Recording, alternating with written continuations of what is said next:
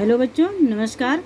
मैं Sushma Sharma V G Mishra school से आप सबको कक्षा 11 में हिंदी पढ़ाऊंगी। तो हिंदी में सबसे पहला चैप्टर मैं पढ़ाऊंगी जिसका नाम है नमक का दारोगा। उसके लेखक हैं प्रेमचंद। तो चैप्टर के बारे में पढ़ने से पहले हम लेखक के बारे में जान लेते हैं कि किसने इसे लिखा है। इसे लिखा है प्रेमचंद जी ने, जिनका मूल नाम धनपत राय है। इनका जन्म सन 1880 लमही गांव उत्तर प्रदेश में हुआ था। इनकी प्रमुख रचनाएं हैं सेवा सदन, प्रेमाश्रम, रंगभूमि, निर्मला, कायाकल्प, गबन, कर्मभूमि, गोदान। उपन्यास है गोदान। ये सारे क्या है? उपन्यास हैं। सोजे वतन, मानसरोवर, 8 खंड में, गुप्त धन, ये सब क्या है? कहानी संग्रह, करबला, संग्राम, प्रेम की देवी, ये नाटक है। कुछ विचार, विविध प्रसंग, निबंध संग्रह के रूप में है। इनकी मृत्यु 1936 में हुई थी। तो बच्चों, हम इनके बारे में थोड़ा सा और जानते हैं कि इनका जीवन किस तरह से व्यतीत हुआ, या इनको हम और अच्छे से किस तरह से पहचान सकते हैं। प्रेमचंद हिंदी कथा साहित्य के शिखर पुरुष माने जाते हैं। कथा साहित्य के इस शिखर पुरुष का बचपन अभाव में बीता, यानी गरीबी में बीता। स्कूली शिक्षा पूरी करने के बाद पारिवारिक समस्याओं के कारण जैसे तैसे बीए तक इन्होंने पढ़ाई की। अंग्रेजी में एमए करना चाहते थे, लेकिन जीवन यापन के लिए नौकरी करनी पड़ी। सरकारी नौकरी मिली भी, लेकिन महात्मा गांधी के असहयोग आंदोलन में सक्रिय होने के कारण इन्हें त्यागपत्र देना पड़ा। राष्ट्रीय आंदोलन से जुड़ने के बावजूद लेखन कार्य इनका सुचारू रूप से चलता रहा, बिना रुकावट के चलता रहा। पत्नी शिवरानी देवी के साथ अंग्रेजों के खिलाफ आंदोलन में हिस्सा लेते रहे, यानी अपनी पत्नी के साथ ये अंग्रेजों के खिलाफ जो उस समय आंदोलन चल रहा था, आज़ादी का आंदोलन, वो उसमें बराबर भाग लेते रहे। उनके जीवन का राजनीतिक संघर्ष उनकी रचनाओं में सामाजिक संघर्ष बनकर सामने आया, जिसमें जीवन का यथार्थ और आदर्श दोनों था।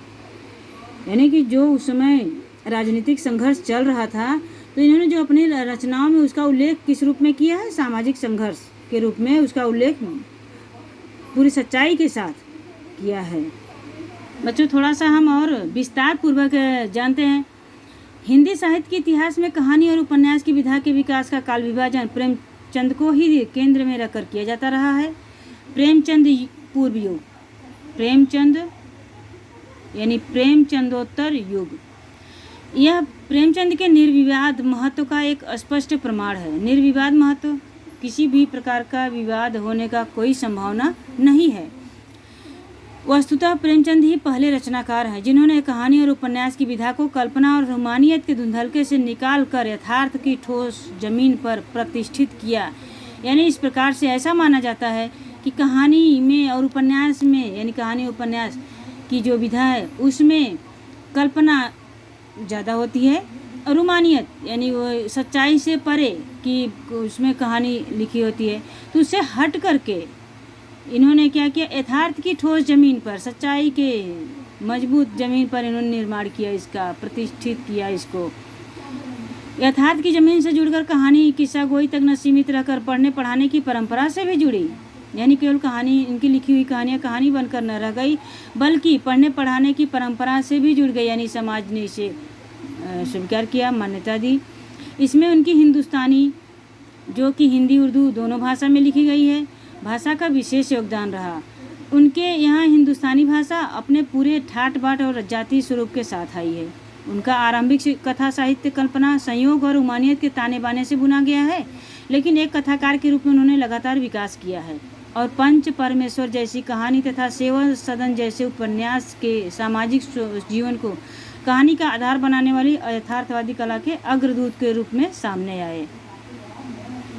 यथार्थवाद के भीतर भी आदर्शोन्मुख यथार्थवाद से आलोचनात्मक यथार्थवाद तक की विकास यात्रा प्रेमचंद ने ही की। आदर्शोन्मुख यथार्थवाद स्वयं उन्हीं की गढ़ी हुई संज्ञा है। यह कहानी और उपन्यास के क्षेत्र में किए गए उनके ऐसे रचनात्मक प्रयासों पर लागू होती है जो कटु यथार्थ का चित्रण करते हुए समस्याओं अंतर्विरोधों को अंततः एक आदर्शवादी और मनोवांछित समाधान तक पहुंचा देती है। सेवा सदन, प्रेमाश्रम आदि उपन्यास और पंच परमेश्वर, बड़े घर की बेटी, नमक का दारोगा आदि कहानियाँ ऐसी ही हैं। बाद की उनकी रचनाओं में यह आदर्शवादी प्रवृत्ति कम होती गई है और धीरे धीरे वे ऐसी स्थिति तक पहुँचते हैं जहाँ कठोर वास्तविकता को प्रस्तुत करने में किसी तरह का समझौता नहीं करते। गोदान उपन्यास और पूस की रात, कफन आदि कहानियाँ इनके सुंदर उदाहरण हैं। यानी ये कहानियाँ पूरी तरह से कठोर यथार्थ यानी सच्चाई के आधार पर निर्मित हैं। यहाँ दी गई कहानी नमक का दारोगा का प्रकाशन 1914 ईस्वी में हुआ था। प्रेमचंद की बहुचर्चित कहानी है जिसे आदर्शोन्मुख यथार्थवाद के एक मुकम्मल उदाहरण, भरपूर उदाहरण के रूप में देखा जा सकता है। कहानी में ही आए एक मुहावरे को लें तो यह धन के ऊपर धर्म की जीत की कहानी है। धन के ऊपर धर्म की जीत। ध्यान देना, धन और धर्म को हम क्रमशः सद्वृत्ति और असद्वृत्ति यानी बुराई और अच्छाई, असत्य और सत्य इत्यादि भी कह सकते हैं। कहानी में इनका प्रतिनिधित्व क्रमशः पंडित अलोपीदीन और मुंशी बंशीधर नामक पात्रों ने किया है। ईमानदार कर्मयोगी मुंशी बंशीधर को खरीदने में असफल रहने के बाद पंडित अलोपीदीन अपने धन की महिमा का उपयोग कर उन्हें नौकरी से मुअत्तल करा देते हैं यानी निकाल देते हैं, लेकिन अंततः सत्य के आगे उनका सिर झुक जाता है और अंत में जो सत्य साबित होती है तो ये शर्मिंदा हो जाते हैं, अपना सिर झुका लेते हैं। तो बच्चों आगे हम अब चलिए देखते हैं कि इस पाठ में क्या है, विशेष रूप से इस पाठ में क्या है और किस प्रकार की है। तो आइए इस पाठ को, नमक का दारोगा पाठ का नाम है आपके, हिंदी का कक्षा 11 के पहला पाठ। देखते हैं किस पाठ में क्या है। जब नमक का नया विभाग बना और ईश्वर प्रदत्त वस्तुओं के व्यापार करने का निषेध हो गया तो लोग चोरी छिपे इसका व्यापार करने लगे। अनेक प्रकार के छल प्रपंचों का सूत्रपात हुआ। कोई घूस से काम निकालता था, कोई चालाकी से। अधिकारियों के पौबारा थे यानी उनके लाभ ही लाभ थे। पटवागिरी का सर्वसम्मानित पद छोड़कर लोग इस विभाग की बकरंदाजी करते थे। इसके दरोगा पद के लिए तो वकीलों का भी जी ललचाता था। यह वह समय था जब अंग्रेजी शिक्षा और ईसाई मत को लोग एक ही वस्तु समझते थे। फारसी का प्राबल्य था, प्राबल्य यानी उसकी बहुलता थी। प्रेम की कथाएं और श्रृंगार रस के काव्य पढ़कर फारसीदा विरह कथा समाप्त करके मजनू और फरहाद के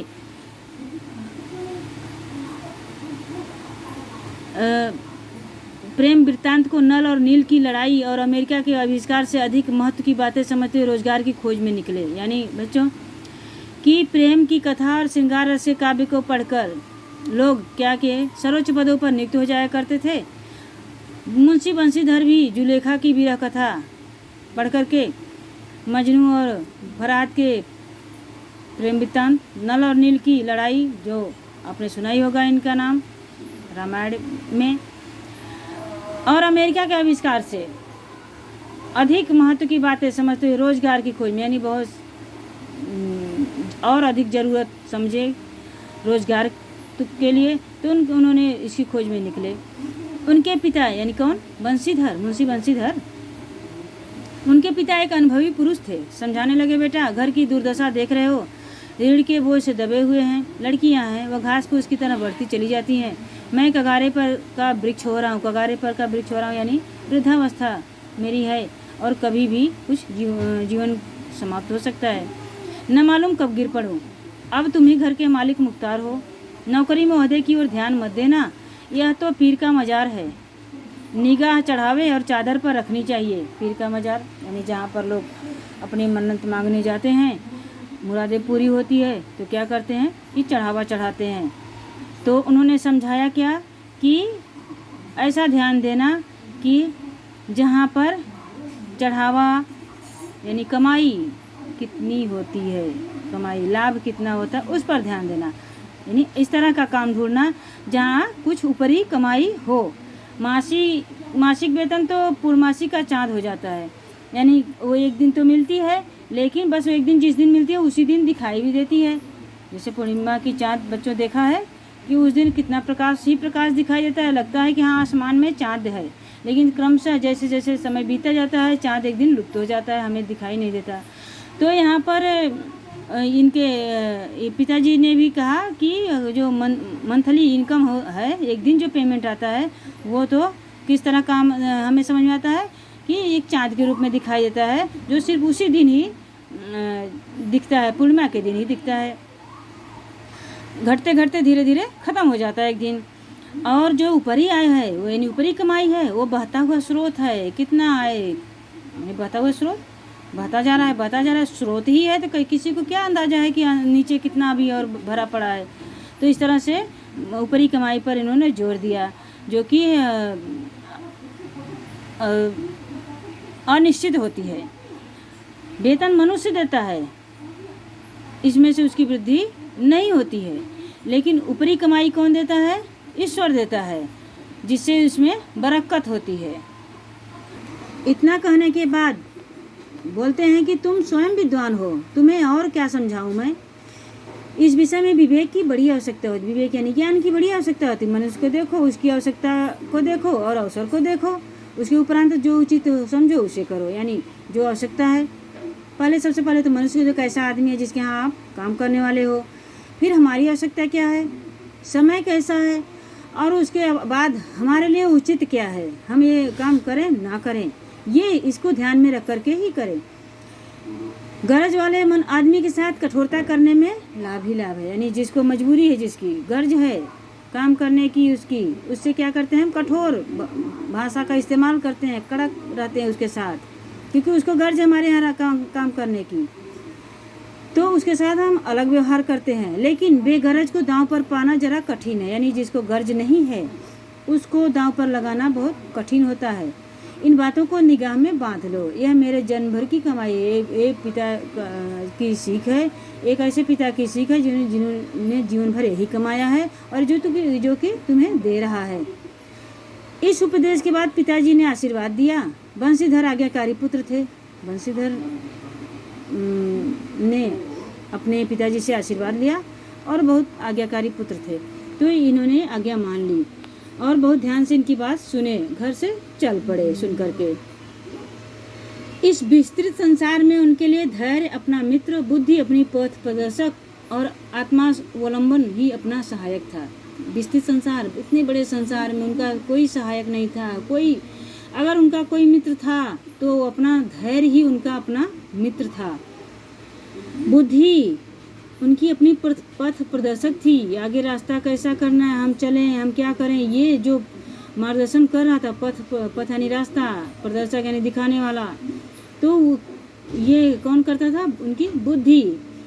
और आत्मावलंबन, जो अपने ऊपर निर्भर हो, तो वो उनका सहायक, यानी सहायक जैसे कहते हैं सहायता करने का, तो उनका सहायक था।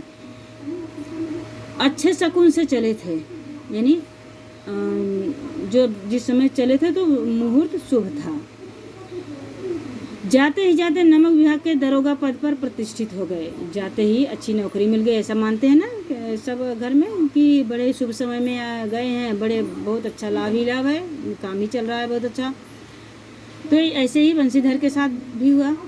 जाते ही उनको विभाग के जो है नमक के विभाग पर इनको दरोगा पद की नौकरी मिल गई।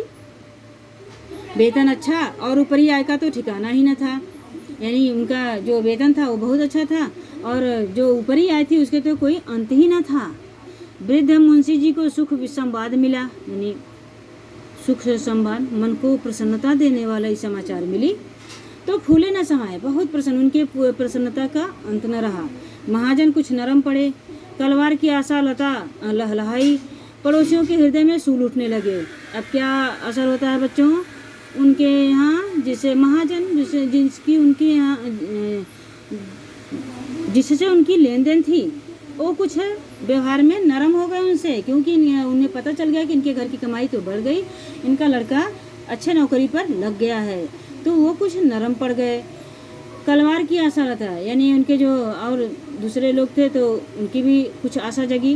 पड़ोसियों के हृदय में सूल उठने लगे। सूल उठना यानी उनके तो ऐसे लगा जैसे इनको भाला लग रहा है, कोई भाला चला रहा है इनके हृदय पर, उन्हें तो अच्छा नहीं लगा, बच्चों को पसंद नहीं आया। ऐसे होते हैं कोई कोई कि अपने पड़ोसियों का विकास उन्हें अच्छा नहीं लगता। तो इस तरह से इनकी स्थिति जब बदलने लगी तो ये परिवर्तन होने शुरू हो गए। अब लेखक यहाँ कहते हैं कि कैसे शुरुआत हुई, इस कहानी की जो शुरुआत हुई। ये तो अभी तक था कि जो कथा का नायक है बंसीधर और उनके पिताजी की आपस की बातें। अब बंसीधर का जो इन्होंने नौकरी किया तो किस तरह से किया ये देखते हैं। जाड़े के दिन थे और रात का समय। नमक के सिपाही चौकीदार नशे में मस्त थे। मुंशी बंसीधर को यहाँ आए अभी 6 महीनों से अधिक न हुए थे, लेकिन इस थोड़े से समय में ही उन्होंने अपनी कार्यकुशलता और उत्तम आचार से अफसरों को मोहित कर लिया था। वो कार्यकुशलता यानी कार्य करने में कुशल थे। उत्तम आचार, अच्छे व्यवहार, आचार नहीं बच्चों, आचार व्यवहार आचरण से, इनके अच्छे आचरण से इनके अफसर इन पर मोहित हो गए, यानी प्रसन्न हो गए थे। अफसर लोग उन पर बहुत विश्वास करने लगे थे। बच्चों, विश्वास बड़ी चीज़ होती है, जल्दी कोई करता नहीं है। विश्वास करने के लिए हमें अत्यधिक परिश्रम की ज़रूरत होती है। हमें उस तरह के कार्य करने पड़ते हैं, हमें साबित करना पड़ता है विश्वसनीय बनने के लिए। नमक के दफ्तर से 1 मील पूर्व की ओर जमुना बहती थी। उस पर नाव का एक पुल बना हुआ था। दरोगा जी किवाड़ बंद किए मीठी नींद में सो रहे थे। अचानक आँख खुली तो नदी के प्रवाह की जगह गाड़ियों की गड़गड़ाहट तथा मल्लाहों का कोलाहल सुनाई दिया। मल्लाहों का कोलाहल यानी हलचल सुनाई दिया। उठ बैठे और अचानक सोते सोते आवाज़ सुनाई दिया तो उठ बैठे शोर सुन करके। इतनी रात गए गाड़ियाँ क्यों नदी के पार जाती हैं, भला ऐसी क्या ज़रूरत है। तमंचा जेब में रखा और बात की बात में घोड़ा बढ़ाए हुए पुल पर आ पहुँचे। गाड़ियों की एक लंबी कतार पुल के पार जाती दिखी। डॉक्टर पूछा, डांट दिया। ये लंबी कतार देखा तो डांटा पहले जोर से और पूछा कि किसकी गाड़ियाँ हैं। तो बच्चों, इस तरह से अब अगला भाग हम अगले वीडियो में पढ़ेंगे कि मुंशी बंसीधर ने जब डांट कर पूछा गाड़ियों की लंबी कतारों को देखकर किसकी गाड़ियाँ हैं तो क्या हुआ। ये भाग हम अगले वीडियो में पढ़ेंगे। आप लोग इसे अच्छे से पढ़ना। आशा करती हूँ कि बहुत अच्छे से आपको ये समझ में आया होगा और रुचि जगेगी इसको पढ़ने में। तो अगला भाग हम अगले वीडियो में पढ़ाएंगे आपको। धन्यवाद।